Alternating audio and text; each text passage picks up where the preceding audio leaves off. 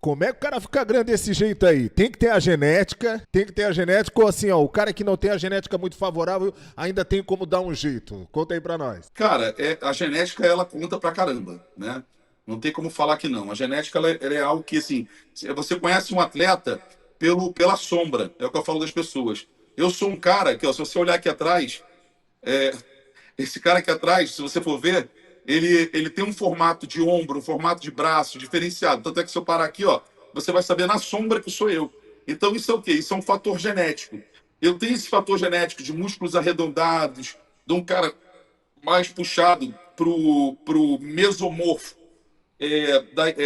mais hipertrofiado, aquele cara com músculos mais densos. Então, assim, sempre chamei muita atenção pela minha estrutura óssea, pela minha largura escapular, né, pelo meu tamanho físico. Então, esse fator genético, ele é uma coisa que é o que eu falo também, né? Existem duas coisas: o fator genético e aquele atleta que não tem genética nenhuma, mas que luta contra a genética dele para ficar bom. Olha que eu conheci um monte de atleta assim, um monte de atleta que tem uma genética péssima, mas que esse esporte ele é tão louco, cara. Por quê? Porque ele só funciona quando você faz tudo 100%. Quando você faz tudo 100%, ele funciona. Se você fizer 50% de algo desse esporte, você não vai chegar a lugar nenhum. Se eu fizer 50%, eu vou perder para o cara que fez 100 sem genética.